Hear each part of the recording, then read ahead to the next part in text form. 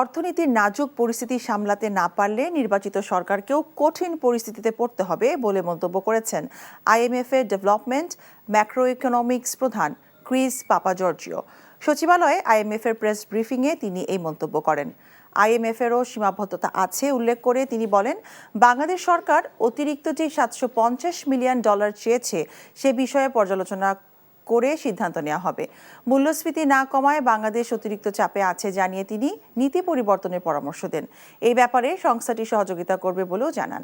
IMF এর কোনো রাজনৈতিক উদ্দেশ্য নেই উল্লেখ করে পাপাজর্জিও দরিদ্র মানুষ যেন খাবার সহ নিত্য প্রয়োজনীয় পণ্য সহজে কিনতে পারে সে ব্যাপারে সরকারকে দ্রুত ব্যবস্থা নেওয়ার আহ্বান জানান।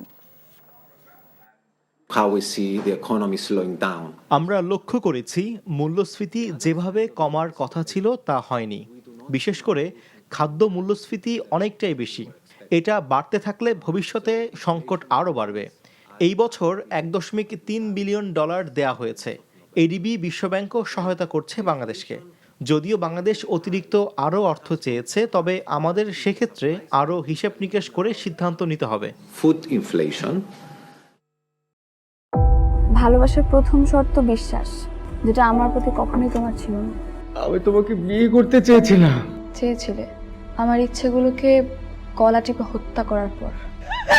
নিলয়ের হঠাৎ এমন চেঞ্জ আমার ভালো লাগছে না। তোমার নিলয়কে নিয়ে টেনশন করতে হবে না। আমি ভুল মানুষকে ভালোবেসেছি। আপনি ডাক্তার? জি। কিসের ডাক্তার আপনি? মেডিসিন, গাইনি, অর্থোপেডিক নাকি সাইকোলজিস্ট?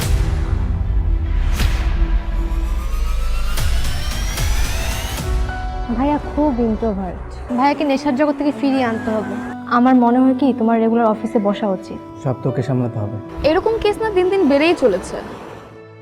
আপনি কি আমার উপর রেগে আছেন? পৃথিবীতে কারো উপরে আমার তেমন কোনো রাগ নেই। নিলয় যেন কোনো রকম সিন ক্রিয়েট না করে। আপনি কি সব ভুলে থাকতে পেরেছেন?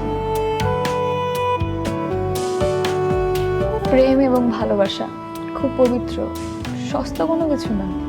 আমি তোমাকে হারাতে চাইনি পেতে। Love is not enough in the world.